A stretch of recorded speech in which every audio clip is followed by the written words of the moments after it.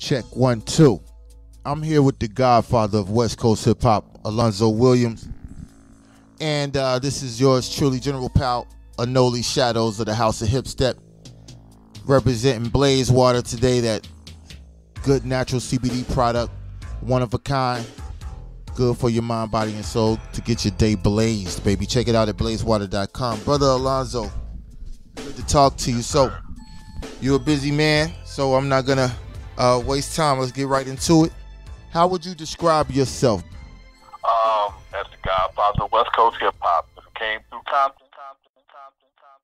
Yo, the Godfather of West Coast hip hop. That's quite a title. That's saying a lot. Of course, I know and understand that because I've done my research.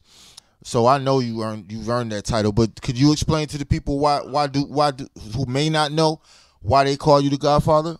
Well, when hip hop wanted to come to California, I bought it a ticket.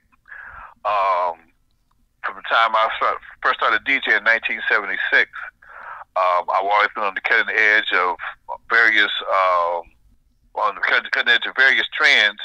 And by 1979, hip hop was coming to LA, and I was in position to welcome it. I had my own club at 22 years old. Yes, not my daddy's club, my own club at 22 years old. The Eve After Dark. Brought in Run DMC, Curtis Blow, Dr. Jekyll and Mr. Hyde. Curtis Blow's DJ, David DMX, taught DJ Yella how to scratch. Where I formed the world-class record crew from the Eve After Dark, started making records. Before I was doing that, I was making underground records called V-Rock, Cut Up, House Scratch Party, selling them. I'm a former record distribution salesman, so I had had all the phone numbers and addresses of every record store on the West Coast, from Washington to Nevada and Arizona. So I was distributing my own records, my own underground records. Then I started distributing my own legitimate records. I started helping other people get their records distributed. I discovered Dr. Dre, Ice Cube, Afro Man, Michelet, Eazy-E. I put Eazy-E together with Jerry Heller, helped Eazy put this whole program together at Ruthless Records, everything from his first lawyer to his contracts. I own the studio that you see in Straight Outta Compton, the movie, the one that Eazy-E kicked Cube and Yella out of to do his demo. That's the studio I'm sitting in right now, where we did our demos at back in the day. My house was with the who's of West Coast hip hop. Because of my studio, if you came here any day of the week, you might see a young Coolio, a young Warren G. Body and Soul will be here rehearsing. D Bars will be here. You see Def Jeff. You see Def Jeff. Toddy T. Everybody was at my house because of my clubs, my studio, my house. I was a magnet for young talent. And I cultivated it. I allowed it to grow. I didn't step on it. I didn't hurt it. I didn't try to hold it back. Although I wasn't as abreast of the record business as I should have been, but back then they wasn't giving out no classes. It was pretty much school of hard knocks. And I'd already got a degree in that shit from the club business. So when it came time to hip hop, I wanted to have some fun. So I formed my group, World Class Wrecking Crew, formed my own label, Crew Cut Records, distributed my own records through Macola Records. I also helped everybody else distribute their records. I later formed the record distribute. After I left Macola, I formed the record. I created and formed the West Coast Record Distributors, which was the first hip hop label that owned their own distribution. Me, Rudy from the Dream Team, Egyptian Lover, and Unknown DJ formed our own distribution company, which was Alonzo Williams Creation, and we distributed other labels like other artists like JJ Fad, Rodney O, Joe Cooley, King T, Compton's Most Wanted. So I've been instrumental in multiple West Coast innovations when it comes to hip hop.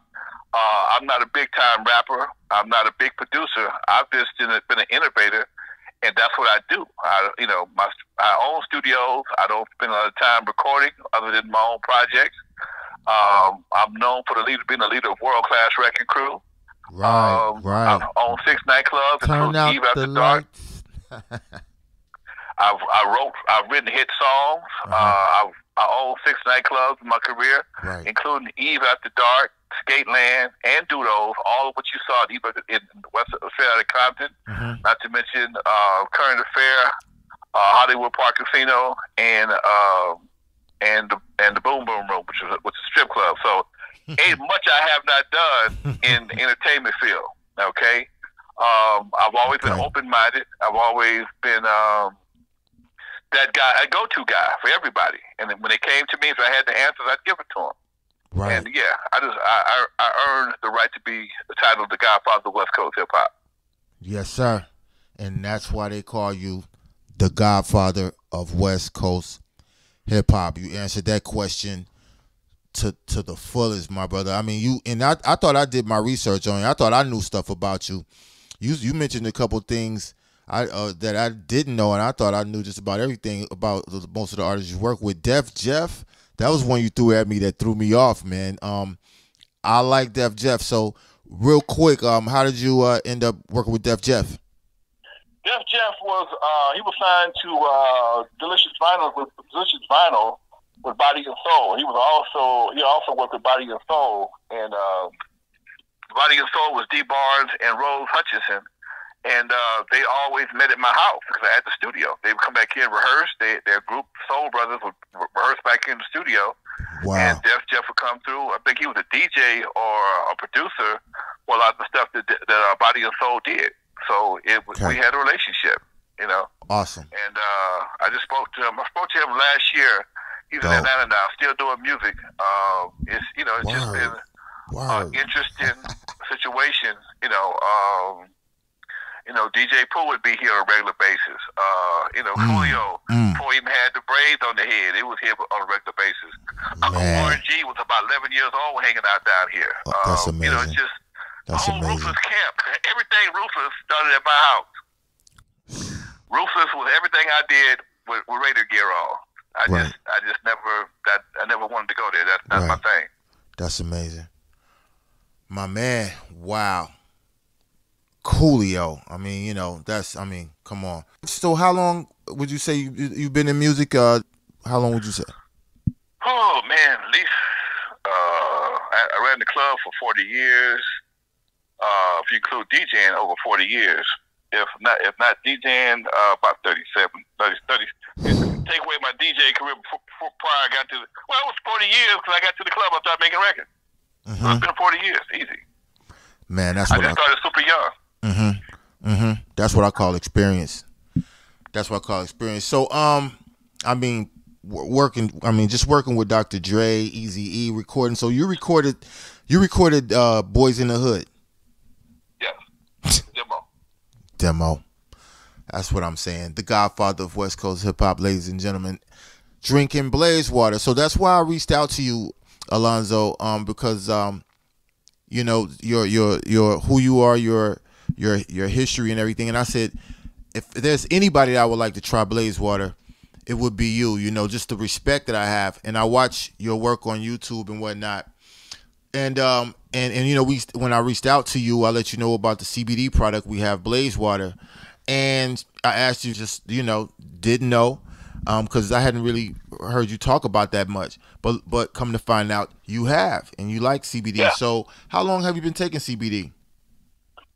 Maybe 6 months, 6 to 8 months, right after the pandemic. The pandemic hit, man. It was like it was really funny because for some reason CBD and THC has become a big part of my life in the last past year. Okay.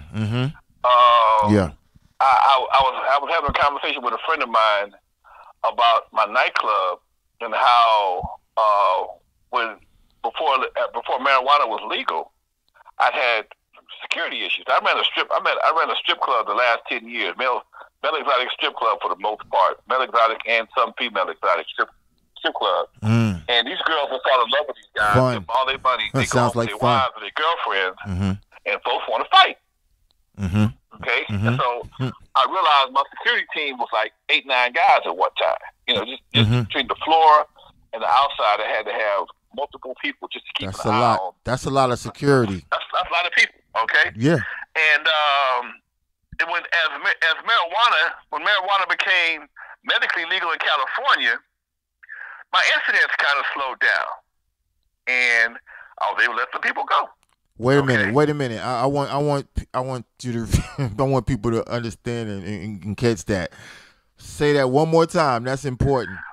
When marijuana became medically legal in California, my incidents went down because we already had a smoking room for cigarettes, okay? Because you can't smoke inside in California, so people would automatically start smoking marijuana there, okay? And you take it, and I didn't really trip as long as you went inside the club. We don't even know what the fucking rules was. All we know was you couldn't smoke inside the club. So if you smoked on the patio, I didn't really care.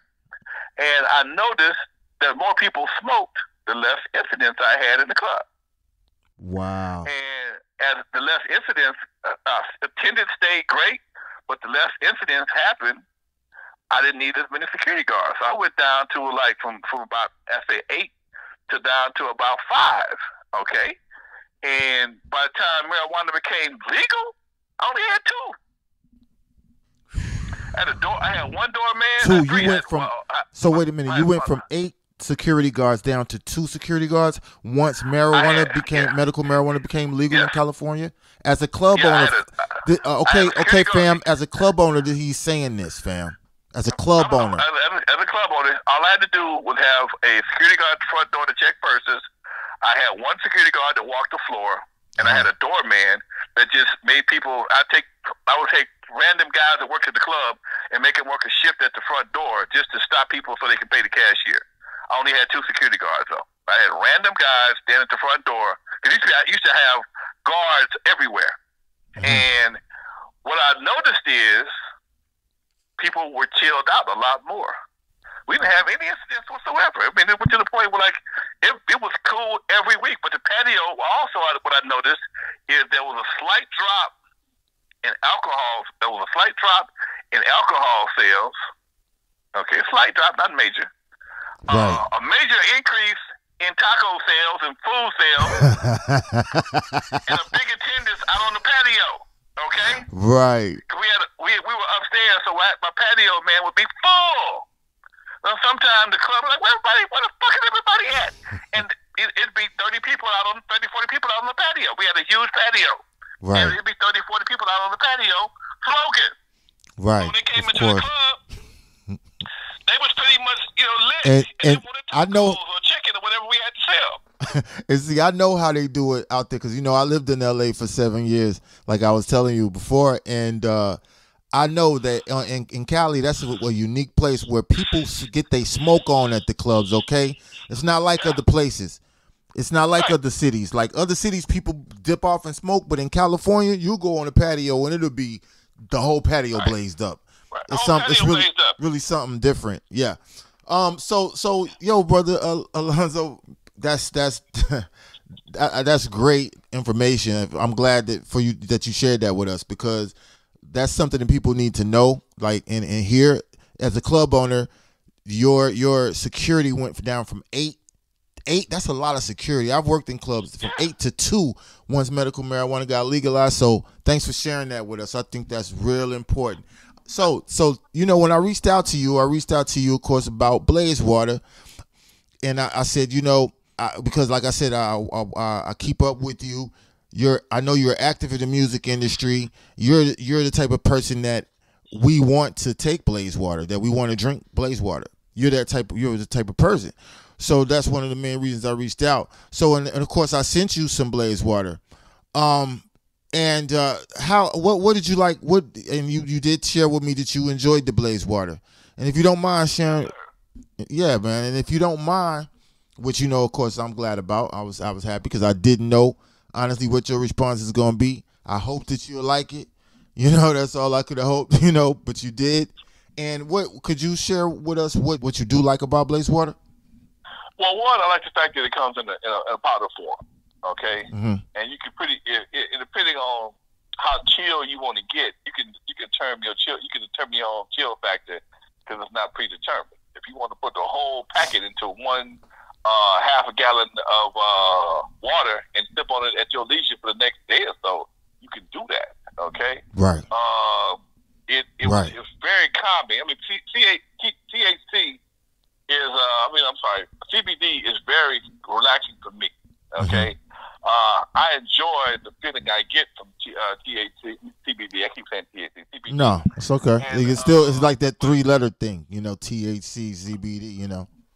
Right, but Blaze Water, because you have various types of CBD, you got the energy, you got the focus. It all, depending on how your day looking, you can tailor your vibe from the inside out.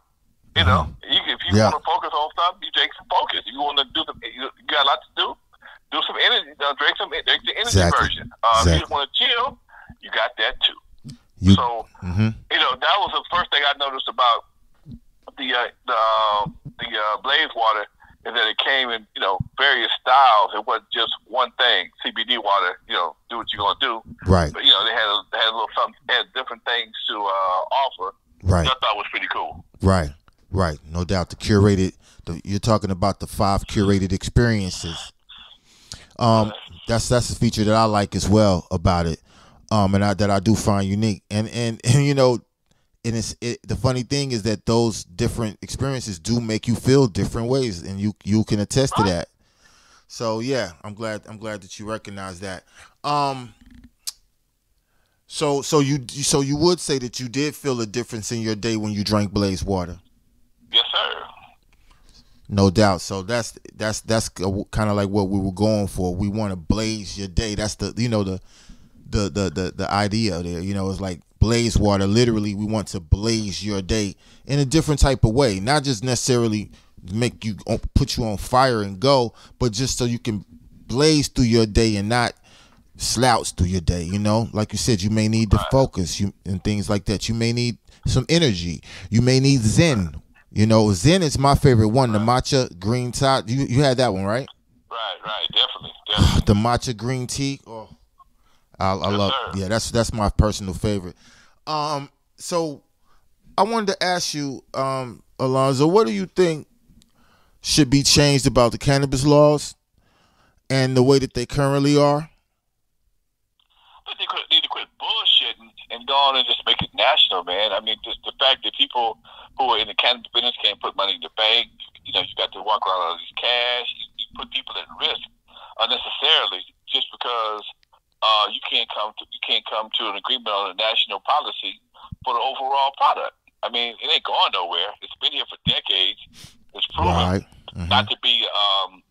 It's proven not to be addictive as they tried to once projected to be. And one thing about marijuana, you will never hear this statement I'm about to make. You're never gonna hear this statement I'm about to make. What's that? And that statement is, I'm gonna finish this joint and whoop your ass. You ain't gonna hear that. I'm gonna finish this blunt and whoop your ass. No, you're not. No. I'm gonna finish this button to kill this cupcake. I'm gonna finish this button. Water, man. Nah, that's water. That's nonfiction. That's true. That's all facts, bro. Yeah, you're not gonna hear that. And that's something I noticed at the club. I gotta go back there. That's what I noticed at the club, man. There were situations that would normally go left real quick. We're like, man, fuck this. I'm going back outside to finish this blunt. Okay. Look, man, okay? as a cat that's been in the club scene not as long as you, of course, but a long time myself, I can attest to that. That's facts. Like the reggae club, I mean, it's I mean, you might get some knuckleheads acting up, but when the rosters is up in there, ain't nobody fighting. Right.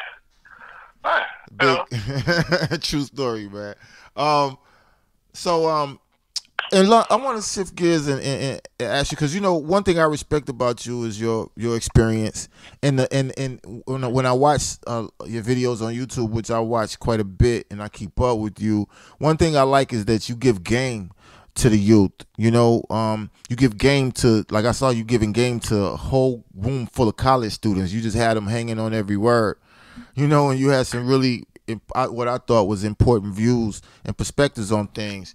So I thought I would ask you, what would you say is the most important thing that one must obtain in life, in your opinion? You have to. I think everybody has to obtain value of self, man, and understand that everything that you learn, you have to pass on to somebody else, especially us as black folks. Mm-hmm. We have to realize, which is really what I'm about to say is going to really sound fucked up and crazy, but we have to realize that all money ain't good money. Okay. Mm. And until we understand that, we're going to continue to find ourselves getting sold out to the highest bidder, whether it be from a religious standpoint, or be from a musical standpoint, or political standpoint. Because everybody is turning a blind eye to everything that's detrimental to our community, because the person who is saying it or doing it is getting paid. Well, meanwhile, while they're getting paid, your kids and grandkids are suffering from the wrath that they've created. Okay?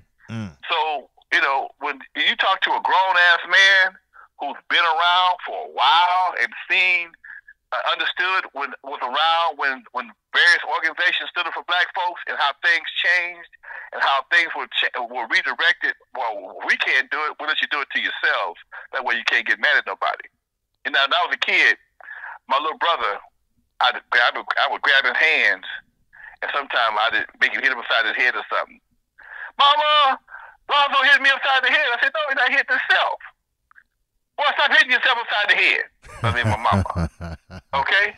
Right. You see what I'm saying? So, as long as we're doing things to ourselves, can't nobody stop us but us. And it ain't nobody else's job to stop us but us. So as long as we killing each other, as long as we selling ourselves out, selling ourselves short for a couple of dollars, as long as our sisters continue to want to be ass models on Instagram, and wonder why men don't want to marry your ass, you might want to rethink your position in the game. And yeah, somebody gonna do it no matter what, but that ain't the problem. But the problem is when people do sell out, there is no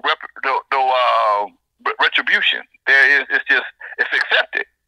And in a lot of communities, that's not accepted. You can't represent us in a negative way and still think you're going to be a part of this community, because we're going to ridicule you till you change your ways. And we don't do that. We accept anything, everything, whatever happens out there. All they got to do is put some Jesus on it, and everything is forgiven. Water. Okay, man. Brother Alonzo, what other advice, while I got you in this spirit right here, and we're talking about this, kind of serious things, what other advice would you give specifically to young people that might be listening to this right now, checking this out? You know what? Don't be afraid to think for yourself, because that's the best person. That's the only person looking out for you anyway. Mm-hmm. If you ain't looking out for you, ain't nobody else looking out for you. Okay? Yeah. So I was talking about this last night to another group of youngsters, and I says, it's amazing that we expect somebody to come and save us all the time. Ain't nobody got no S's on their chest. Ain't nobody flying through the sky to come save the hood. If the hood don't get saved by us, it's out. We out. Simple as that. Most of the stuff happening in the hood, we are the ones that create it. Most of the problems we experience in the hood are created by us. They're self-inflicted wounds. Okay? So if you're having a self-inflicted wound, who gonna stop? The only person who can stop inflicting them cuts and them wounds is you. Okay? You can't expect nobody. It ain't Joe Biden's job. It ain't Kamala Harris's job. It ain't the governor's job to fix stuff that we fuck up every day. Okay. No we have some issues we need to resolve.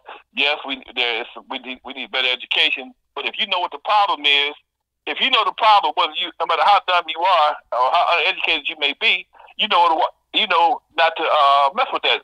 The most uneducated people in the world know not to walk near the edge of a river infested with alligators. You ain't got to have an education for that. So, in other words, no doubt. Okay, so at the end of the day, we're in control of our own actions. So the same way that we can choose to pick up guns and shoot them at each other, we could choose not to do that.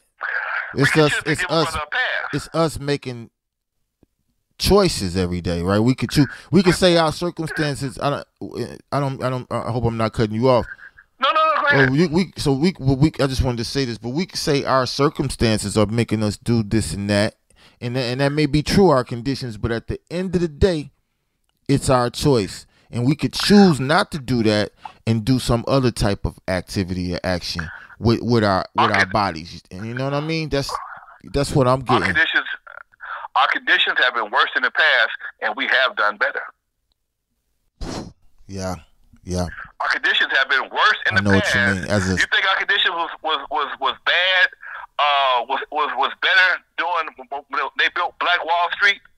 When in Oklahoma, when they decided to burn it down, they was jealous of it. Which was a phenomenal community, by the way. Phenomenal community. I saw a documentary on YouTube, a doc on that. Yes. Serious times was community. Bad then. It was so sad what happened. Bad then, but because we stuck together and made something happen, we built a community that had the grocery stores, theaters, everything that we needed was self-sufficient. And some outside folks was jealous and lied and justified blowing it up. Okay, we have to understand that nobody here working for us. They're working against us. So if they working against us and we working against us, how in the hell we supposed to win? Fuck winning, how we supposed to play the game? If the coaches, if the referees is against you, and the other team is against you, and you tripping your quarterback and tripping up all your goddamn running backs and shit, how you gonna win the game? Mm-hmm. Big facts, G. Big facts. Huh? If you got the ball and you blocking your own man's shot, how you gonna win the game? Blocking your How you gonna win the game? Self-sabotaging. How you gonna win the game? You can't win the game like that, man. You can't even win your own. You can't win a quarter like that. If you gonna trip up your own man or slap the ball out your man's hand, whatever the case may be, you can't expect that anything to change if you ain't gonna change yourself. You can't expect anything to change if you ain't gonna change yourself. I think that is the main quote of this interview right about now. And finally, Brother Alonzo, getting back to Blazewater real quick before we get out of here. Would you recommend Blazewater to your friends and business associates? Yes, sir. By all means. That's what's up. All right, and so Brother Alonzo, I know you said you're a busy man. I know you said you got some things to do. So, but before you get out of here, could you let the people know what social media you have going on, what you like to promote? My YouTube channel is NWA Stories of Alonzo on YouTube. Everything else is Real Alonzo NWA, Facebook, Instagram, Twitter, all the above. And I just got on Twitch as the Godfather. So Twitch, I got to get on that myself. All right, and that's what's up. Thank you, Brother Alonzo, for your time, taking our time to speak with me here at Blazewater. I appreciate you. Much love, Doc. Much love. All right, there it is. All right. Peace. And others I gently bite. But first, you must allow me, Alonzo, to turn off all